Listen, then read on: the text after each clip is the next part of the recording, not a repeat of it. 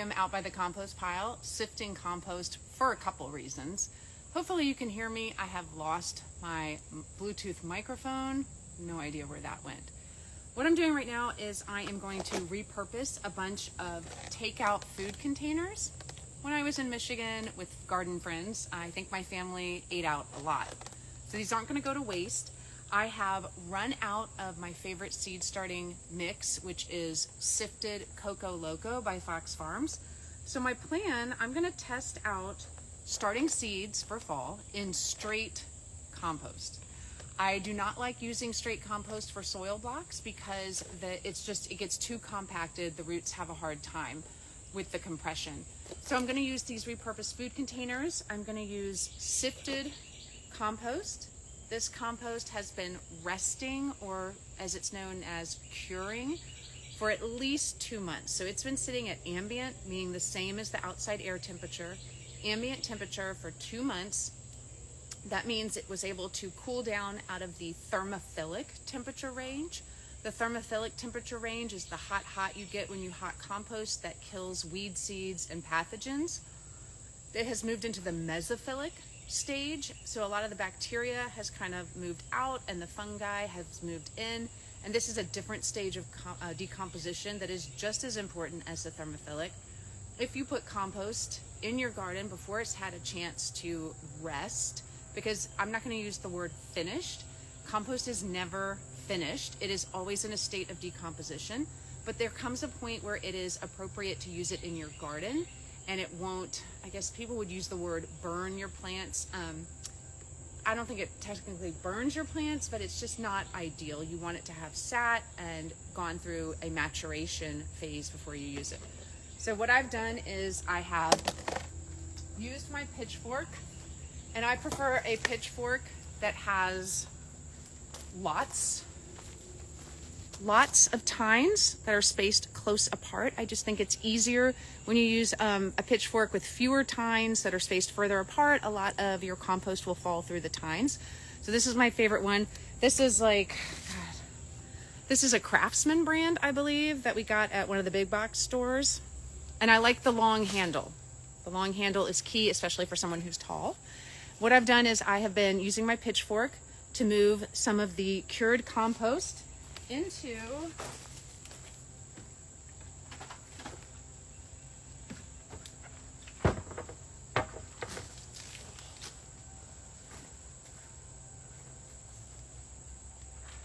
a DIY compost sifter made from 2x4s, screws, hardware cloth, and the type of staples that you don't use at a staple gun. They're more substantial, the type of staples that you actually hammer in. I measured it so that it would fit perfectly on my wheelbarrow, and I did a first sift with that big one. Then I took my cement mixing tub that I get at the big box stores for like $8, and I built a second sifter. So for the times that I want a finer sift, I've got a smaller spaced hardware cloth. I did use a staple gun to attach it to, this is scrap wood. It's not all the same thickness, you can see here, but I just made it so that it would fit on the cement mixing tub so I could sift it one more time. As I'm looking at my sifted compost, I can see there are some ants, there are some roly-polies, some millipedes, so that could cause a problem with the seedlings, because the roly-polies will eat seedlings. They will confuse seedlings with decomposing matter. So this will be an experiment. I'm not bringing any of this inside because of the insect life in it. I'm going to do all my seed starting on a covered deck, and we'll see how this goes. My goodness, so many pill bugs. But I'm just going to fill these takeout containers with my double sifted compost. One year I took my sifted compost and I grilled it, which killed all the insects, but that also killed all the good microbial and fungal life in this in the compost. So then I added mycorrhizae fungi, mycorrhizae back into it, and I added some frass into it, and it worked fine. I would never grill my compost before I added it to a garden bed. That would defeat the purpose. But this was when I was bringing it inside the house, and I just didn't want to bring ants and roly-polies and millipedes and all the things in. So I'm just gonna fill the container about halfway full. If I wanted to, I could put drainage holes with an ice pick in the bottom of this. The lid obviously serves as the humidity dome. I am not gonna put drainage holes. I'm just gonna be really careful with my watering because I want to be able to move these around and not have them leaking everywhere. I could put them on a 10-20 tray. There's just a lot of different options. This is how I'm choosing to do it. If you have a question for me, I'm happy to answer any questions you have. There is a question bubble at the bottom of the screen. If you don't see the question bubble, you can click, I think there's like a box with a plus, and it expands the bottom menu so that you've got some more options. If you put any comments or questions in that question bubble, then the phone screen alerts me and I know to answer it. Otherwise, I might miss it. I've started a lot of stuff for fall, winter. I've done broccoli, Romanesco, lettuce, Swiss chard, a bunch of natives for my pocket prairie. I've done coneflower, mountain mint, penstemon, a couple different prairie mixes from Prairie Moon Nursery. But I have a bunch more stuff I want to start. I've done collards.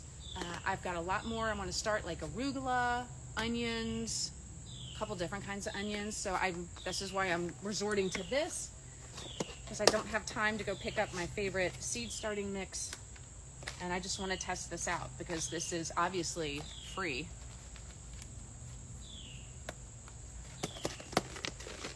If you have questions about the compost system that we have here, my husband and I built this. I'm happy to answer those questions as well. All right.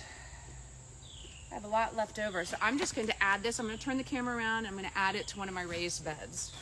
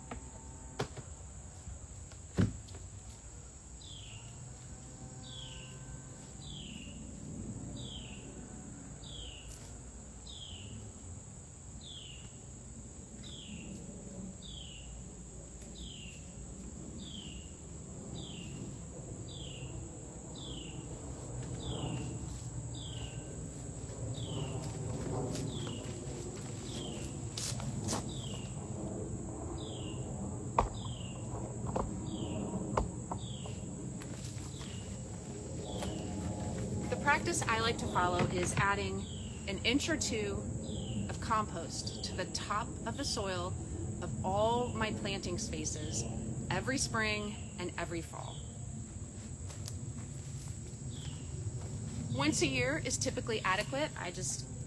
I generate usually enough compost to do it twice a year, so that's what I like to do.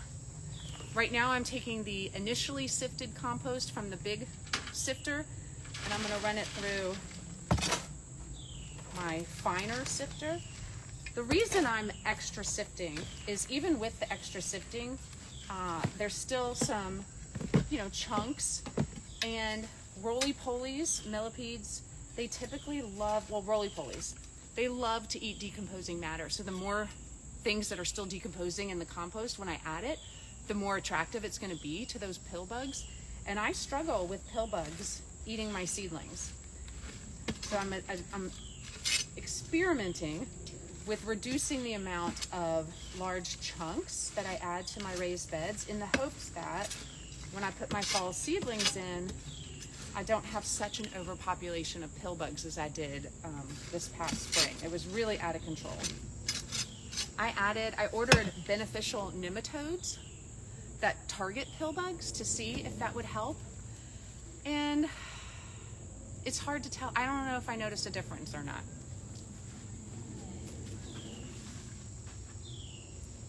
So when I sift my compost, any of the larger chunks that are not going to be used, they go into the pile that's currently cooking.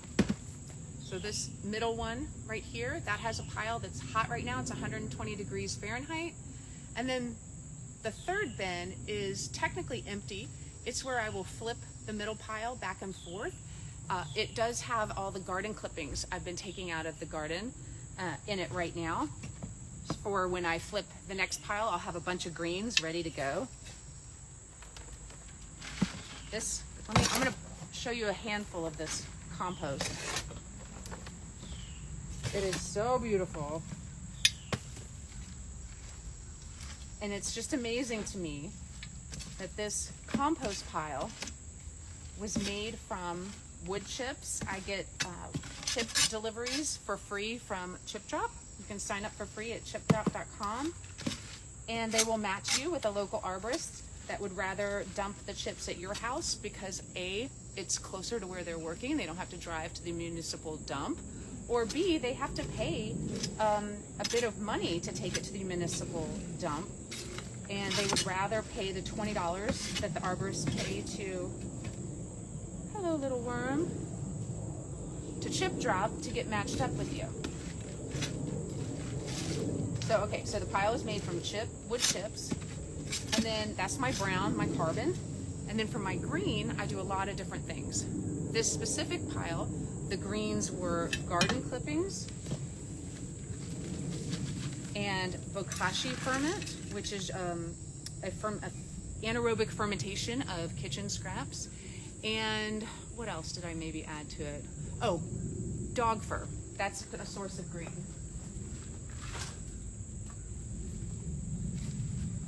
I see I've got some questions. I'm going to come answer those, but I'm going to bring some of this to show you. All right, look at that.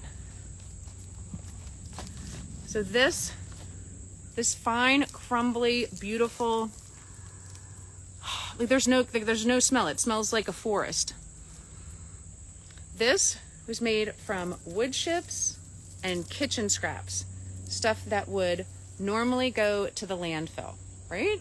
It's amazing. I wish everybody would compost. It's so good for the environment.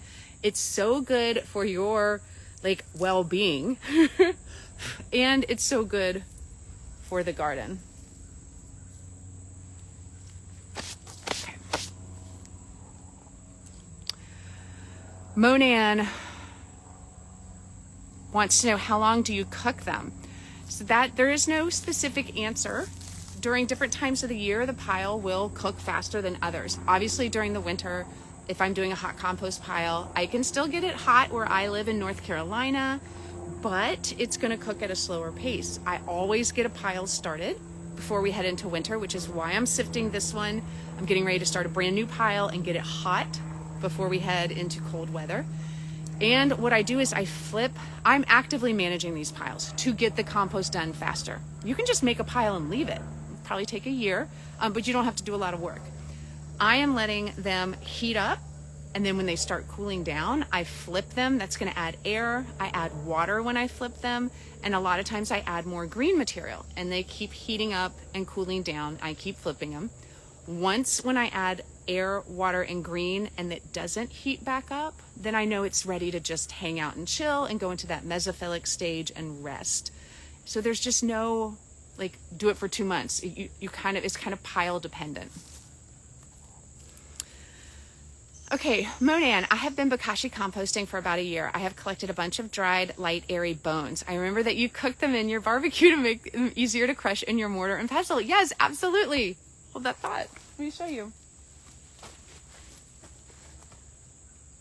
While I have been sifting my compost, I have been pulling out the bones, and I probably don't need to bake them or grill them. They're pretty light right now, but I just do. And then yes, I use a mortar and pestle and I grind these bones, and you have homemade bone meal. I mean, it's exactly what you're paying for in the stores.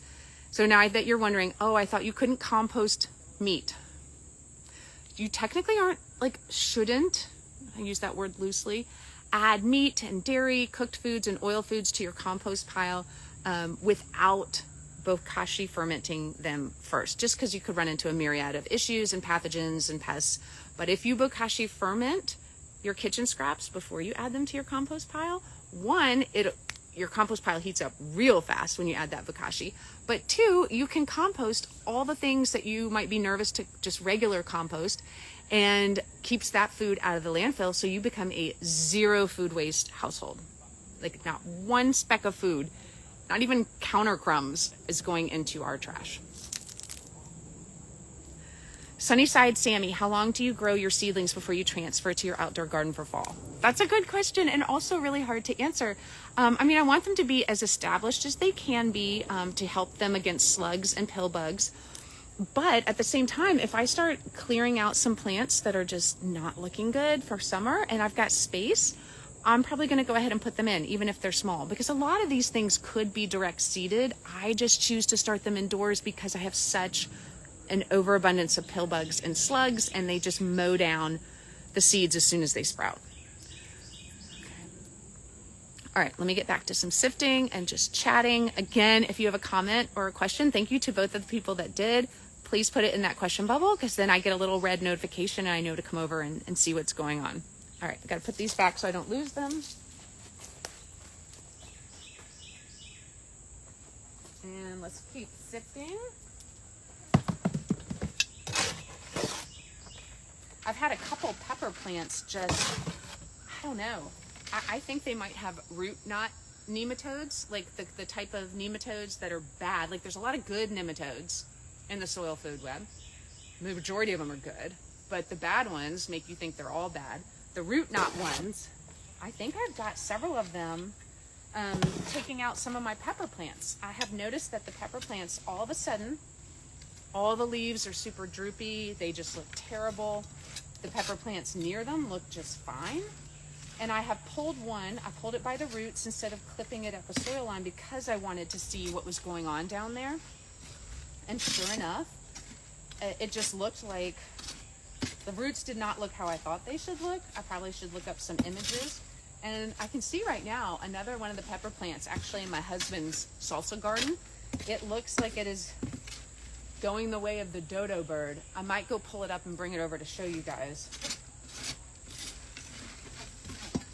All right, again, when I have all these pieces left over, they're gonna go in the pile that's currently cooking so they can keep breaking down.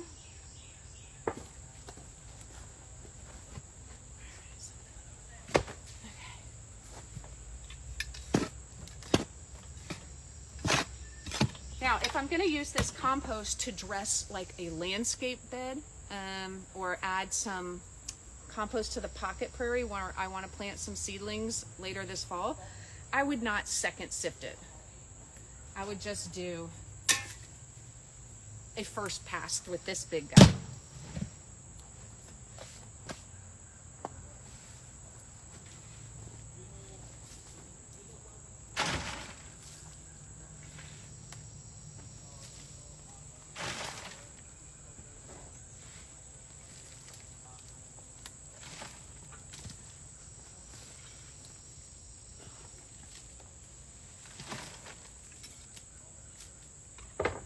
This is also a compost pile that I had the compostable pot. Who was that from? I mean, I know who sent it to me. Steffi from Grown in New England sent me it, but I'm trying to think of the company. So I had a compostable pot in here, and I'm not finding any pieces. And I had a compostable trash bag, and I haven't seen any of the pieces of that yet either.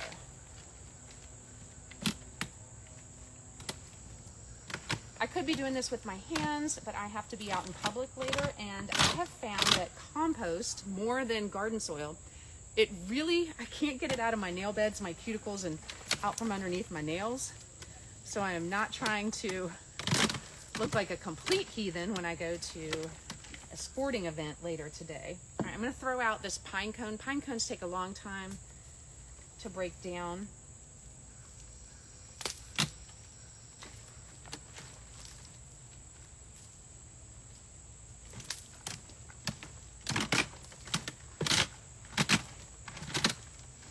I'm not seeing any bones in this pass, but I am keeping my eye out for them because I want to save them.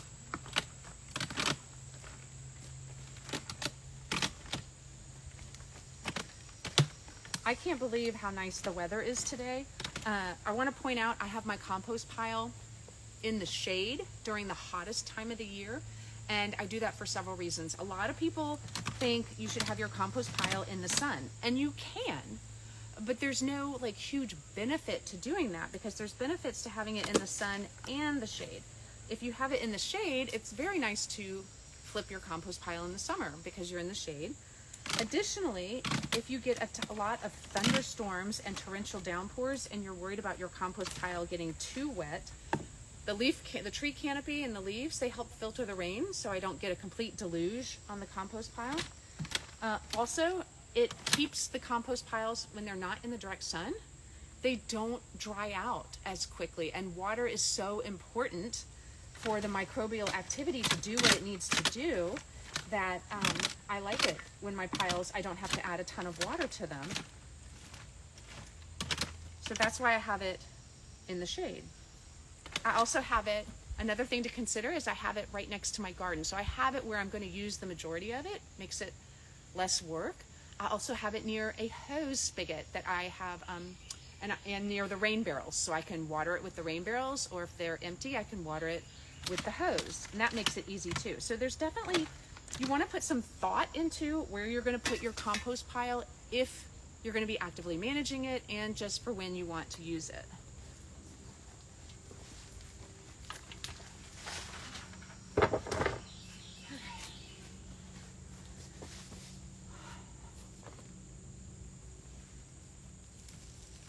Amazing. Amazing.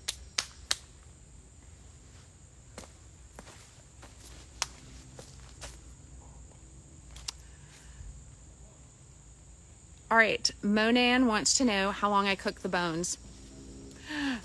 If you guys don't realize, I don't do anything real specific around here. Also don't take good notes.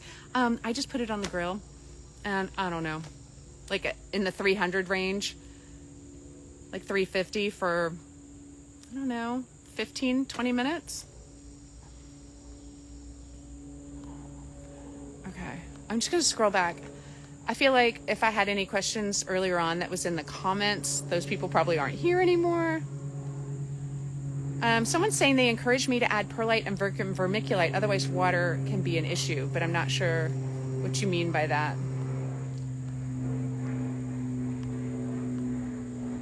Right, like I'm choosing, if you're talking about the seed starting, I don't want to add anything to it because I'm trying to see if I can successfully start seeds in just straight superfine sifted compost without having to purchase anything. So, you know, it might be a big fail, and that's okay. I want to try it out. And like, that's what you can do when you're a gardener. You can just try things and not worry about it. Lynch Girl 112, that's an interesting handle, wants to know if I have a video about my compost bin build. I do on my YouTube page. Sometimes it's linked in my profile. I'm not sure if it is right now, but on my YouTube page, I have a video of my husband and I building this, and in the caption is like the materials list and the cut list. Sandra Williams says, your compost bin get any direct sun? In the winter it does. Ah, hi Dad. Hi Yulia. I don't know if any of these people are still here or not. Ah, Brianna. Okay, so if you guys have any other questions about compost or what I'm doing right now, let me know. Otherwise, I think I'm going to sign off and finish sifting this, finish adding it to the raised beds. Good morning, Daisy Maisie.